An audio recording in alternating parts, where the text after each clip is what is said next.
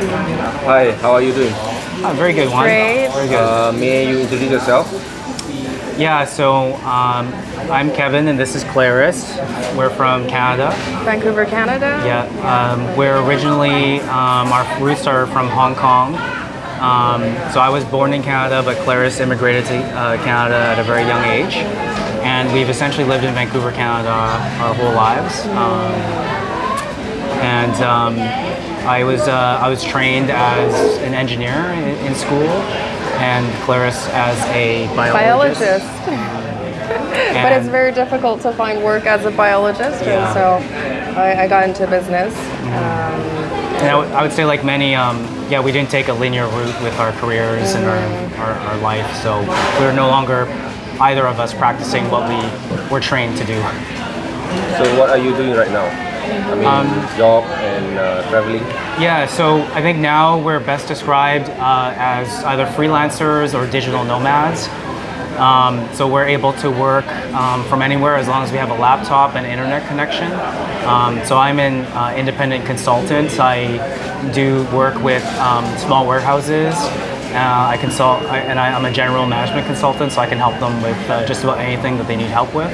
And Clarice? And I am now a piano teacher. So when I'm in Vancouver, I teach my students in person, and when I'm traveling, I have a portable piano, and we just do lessons by Zoom. I'm also a life coach as well, so that's been very fulfilling, those things. That's a very interesting job that you have. Do you feel like more Canadian or more Chinese? Or international? Canadian. Canadian for Yeah. sure. Yeah. How you describe yourself? I mean, as Canadian. I think it's something that if you were to ask me 20 years ago, I would have given you one answer, like the same answer. I feel Canadian, but maybe the layers underneath that have continued to evolve and change as we get older. I do find myself, when I was younger, feeling Canadian first and almost feeling like the traditions of my heritage were old-fashioned, and I was less interested in them. But as I grow older, I come to actually become, it's flipped. I'm very interested in my roots and discovering things about our shared culture, my personal family history. Things that I previously was completely disinterested in have become very interesting to me. So although I think for myself, I still consider myself Canadian, if you were to ask me, what that means to me is changing. And today, a lot of it is about discovering, understanding, and celebrating my roots, but within the context of Canada, and while we travel around the world as well. What does it mean for you? I said Canadian very instinctively because I think most of my life was spent in Canada, and so my upbringing, I think my values, my perspective of the world, it comes from very Canadian, like, education standpoint. And I didn't spend a lot of time understanding or learning about Chinese history and tradition, or my family ancestry, who all came from Hong Kong and then China even earlier. When I was in Hong Kong recently, my birth town, we were just there a month ago, it felt just like any other city that I'm not familiar with. I don't recognize any of the things there.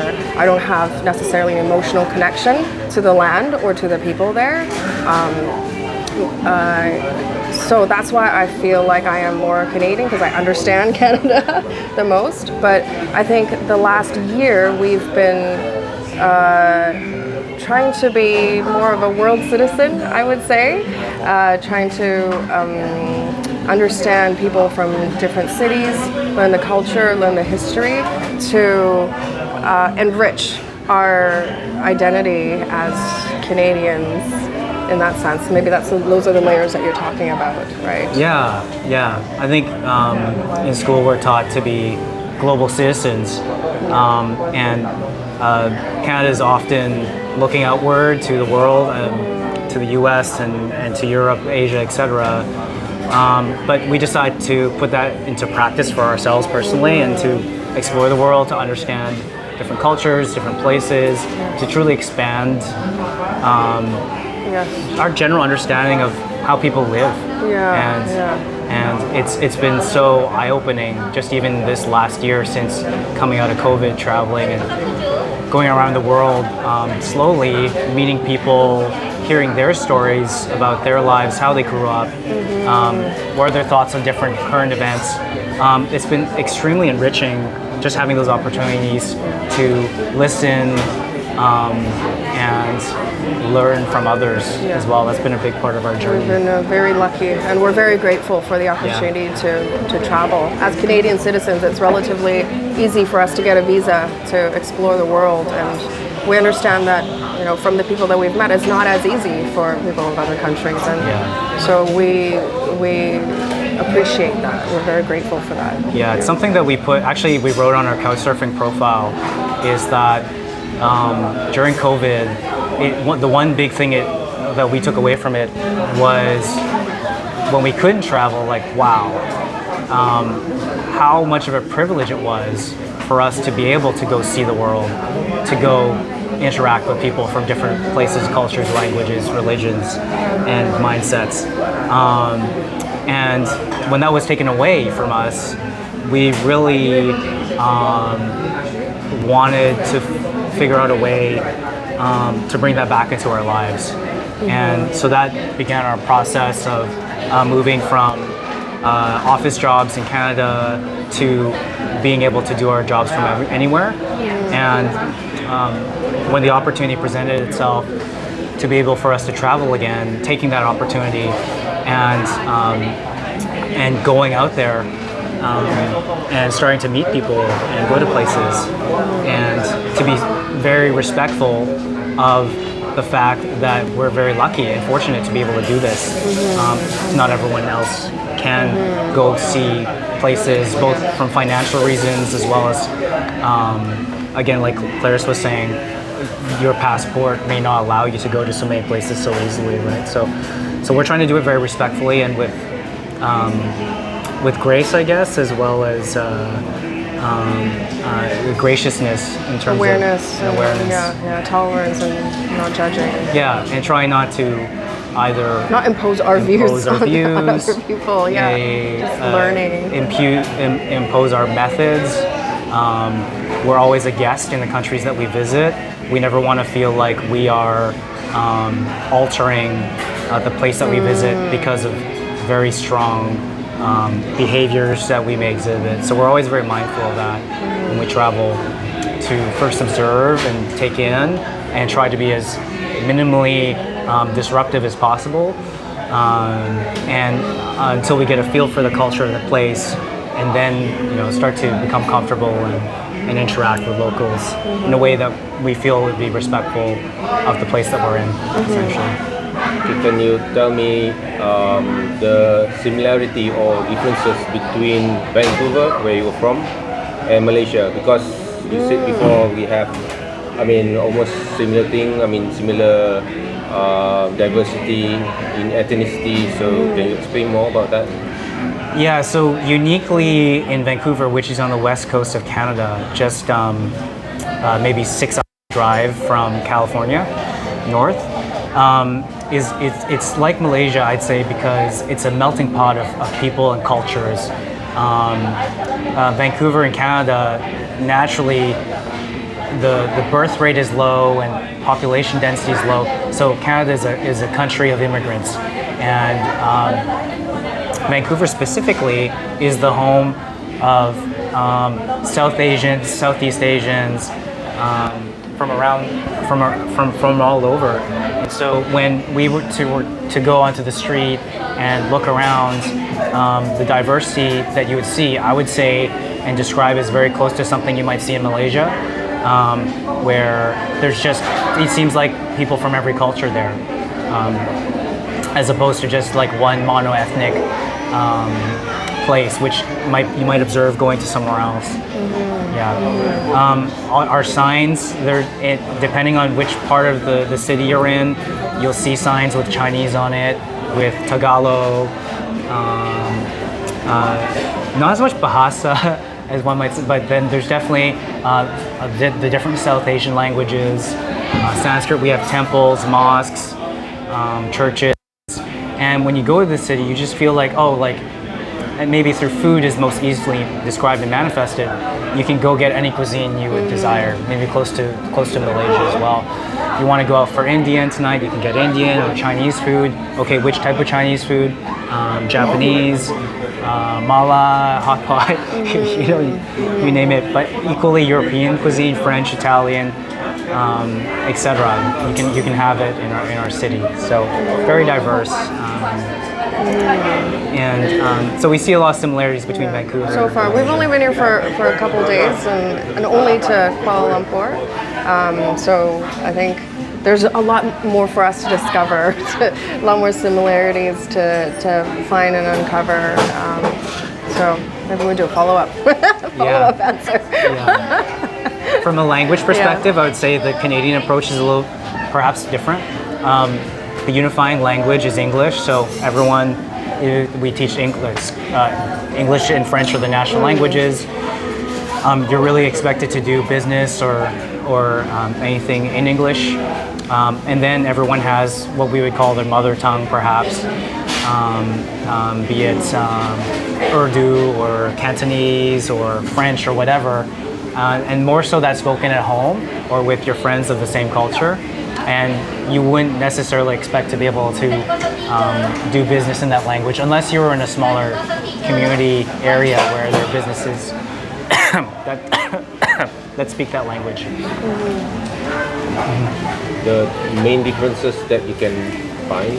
Differences. I think from just a very surface level observation, religion is very strong here.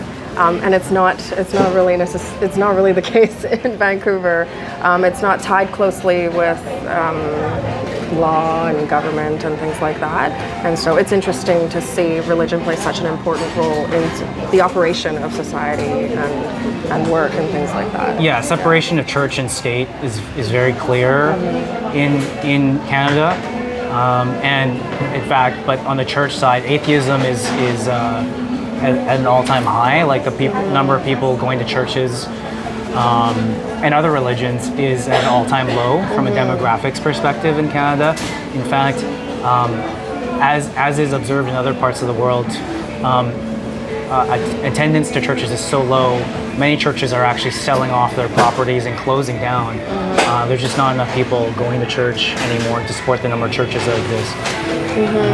So I'd say religion, that's a really good observation about that. Elsewhere, I would say society, it's very much similar. Like I go somewhere, I can pay with credit card, I take the bus, I take the train, I use Google Maps to figure out how I'm going to get there. I can call a Grab back home, maybe that's an Uber. But it's interesting how similar it is even amongst the differences. We still live the same way essentially here. Anything about Canada that you want to share more? You talk about positive things, maybe some negative things. So maybe With the you current can share something. hot topics in Canada that you want. So I'd say a few things. I mean, first of all is that when you go to the metropolitan centers, like the big cities like Vancouver, Montreal, Toronto, as I mentioned, very multicultural and diverse. But as you move those away from those city centers to the other provinces, the diversity drops off a cliff and it becomes very undiverse. And in fact, as a diverse citizen of Canada, you can even start to feel, for sure, racism and discrimination as you move out of the city centers. It's an interesting type of discomfort, and I would say that as compared to when I'm here in Malaysia or in Southeast Asia, one thing I can say is that I never feel that I'm necessarily being overtly discriminated against being Chinese like I am when I'm back home. In the outlying areas, as well as sometimes even in the city, there is definitely discrimination, and I feel it all the time. And maybe as I get older and more aware, I'm seeing it in places that I never even thought or understood when I was younger were forms of racism. I just would have thought, oh, it's because they don't like me because I have a bad attitude or something, or my personality is not good. Now I'm re-looking at some of those situations and saying, well, like, actually, I think that was a racist situation that I was in that I didn't know when I was a child. that I was being subjected to. I mean, also like Vancouver and Canada, there are issues that are springing up across North America with homelessness,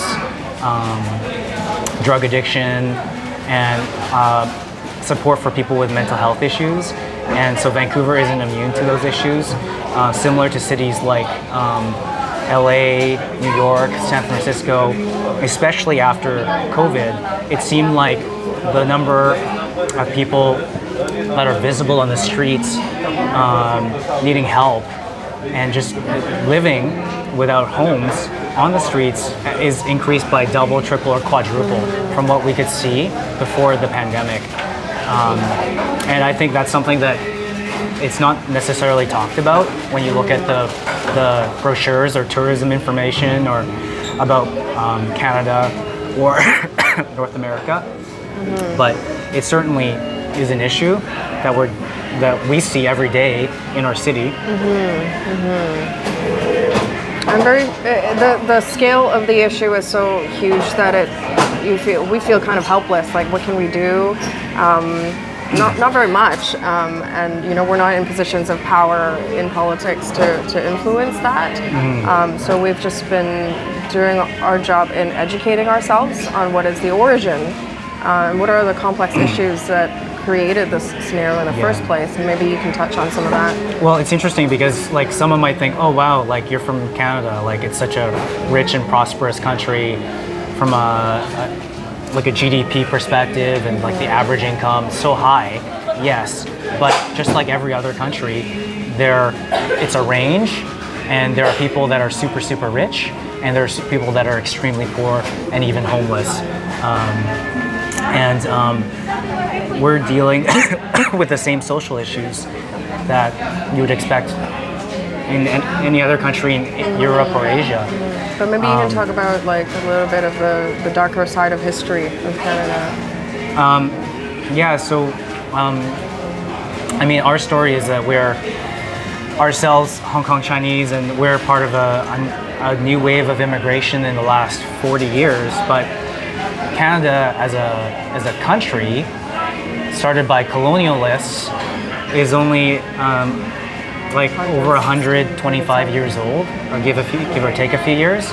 But before that, there were people in Canada, the First Nations, and unfortunately, there is a dark period of time in Canada's history where the Canadian government decided that they wanted to basically remove all of the previous culture, learning, and language from the First Nations people in a mission to civilize them, what they saw as civilizing them. And by undergoing this process of residential schools, which were basically re-education schools for First Nations youth, they erased innumerable First Nations culture, language, history, and they in fact separated the children from their parents and broke families apart. To the point where now, although the schools were stopped in the 80s, 40 years after, we're still dealing with the societal damage, what's described as the term as generational trauma to people of First Nations descent, and which manifests itself as all sorts of issues with drug addiction, alcoholism, behavioral issues, homelessness, single-parent families, no orphans, early teenage pregnancy, just innumerable issues. Which, when now the research is really showing that a lot of these issues are not because the people are necessarily predisposed to these vices or these issues. It's not an issue of the people or the culture, but rather it is a byproduct of the abuse and trauma that they suffered at the hands of colonial Canada decades ago for years and years and years of trauma, which is passed on from generation to generation. And so Canada is dealing with this. And I mentioned the First Nations because yes, there is a huge population when you look at the demographic of homeless, that unfortunately is from the First Nations population. They're not the only people, but certainly they have a very distinct story as part of that. I think when I was growing up in Vancouver, I didn't know any of this history, and it's only in the last 10 years that I feel like it's genocide of sorts, and it's really painful. And Canadians are just starting to learn, and we're talking about what is a respectful way to learn about this history. There's now a national Day of Truth and Reconciliation. So one day a year, the whole country is dedicated and committed to educating ourselves about this history, so we don't forget it. It's a little bit shameful, actually, right? We think that Canada is such a wonderful place to be, but it has very dark history. Children were killed, they were buried in the residential schools, and now people are just finding graveyards, unmarked graveyards of dead children next to the schools. How awful that is. And parents were just told that their kids ran away, but they actually died under dubious circumstances, and then were just buried in unmarked graves behind the schools. So certainly, like as Clarice was saying, like we share in, what is Canada like? Part of that is some shame. Although we have no direct part in what was done, we feel shame that this is part of our history, and we're also trying to educate ourselves and become positive forces for good, and sharing that here with you, with you, raising and awareness, with this platform, about continuing this to dark part of learn. history. Also Canada. Okay, now I'd like to ask you about your passion or drive for your life. So this is also one of those questions where if you were to ask me every few years, the answer would change. And if you were to have asked me before COVID, I would say that we were very passionate about advancing in our careers and perhaps making lots of money and becoming successful, living a very comfortable life, and living a comfortable life, and being able to afford traveling the world for a few weeks of the year, and other modern luxuries. But like many, COVID was an extremely important time of introspection for us, to look at ourselves and how we were living and how we wanted to live for the next part of our lives. And I think for us now, we define happiness and success as a process rather than a state. And what I mean by that is that we can't write down on a piece of paper like, okay, if I do these 10 things, then I will be satisfied and happy in life. But rather, these are the practices and behaviors that we believe are part of our seeking happiness. And what does that include? I think that includes becoming a child again. And what I mean by that is, when you're a child, everything is new and interesting, and you apply a fresh perspective to it without or very little bias and fear. And so every day we're trying to remind ourselves to be like a child again, to have that curiosity and that sense of awe and wonder about the world, and not just to seek things that we already like or are already comfortable with. I think that's part of it. Other parts? This is talking about the part of us on our journey to seeking happiness. I think minimalism has played a really important role, like simplifying our life, and kind of not becoming so attached to material possessions, and just doing what we can with like the few items that we need. So for example, in the last couple of months, we've been traveling with just 2 carry-on backpacks, and it's so eye-opening how we can live with just that, whereas back home, in our in our townhome, there's so many things. Every corner is packed with memorabilia or like things that we use very rarely, occasionally, and I think that it changes our perspective of what we need to be happy, or need to live a functional life. So we're in the process of continuing to reduce our belongings. When we go back home, that's one of the first things I would love to do, declutter. Certainly it's from a point of privilege that we say that. Oh, like I'm wondering, like we're trying to seek living with less. I know that a lot of people just start with nothing and stay there. So obviously we're very respectful of that. But for us, just trying to avoid the trappings of consumerist lifestyle where you get one thing and then it's what's next, right? What's the next level? So we actually last year stopped using our car. So although yes, during the pandemic there was not need for a car, after the pandemic we de-insured our car and took it off the road, and we just started using public transportation. And our e-bike, which is a lot more environmentally friendly. Yes. Although we could afford to go out and eat multiple times per week, we basically limit ourselves to rarely going out to eat. We usually make food ourselves, and even if there are friends who want to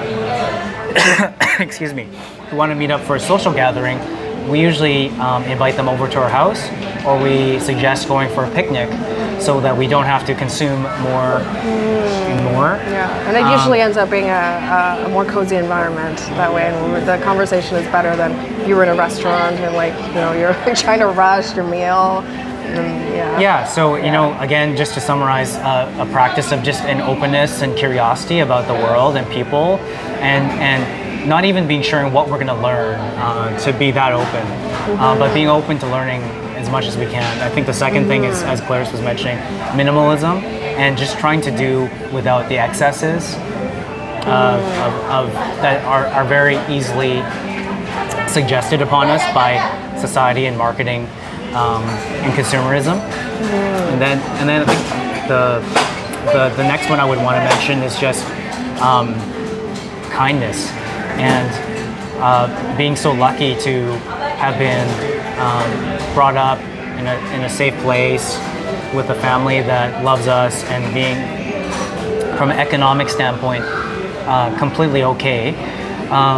Now for us, we see as our mission is to extend basically love and kindness to others wherever we go, and that is our mission essentially, is to share that with others.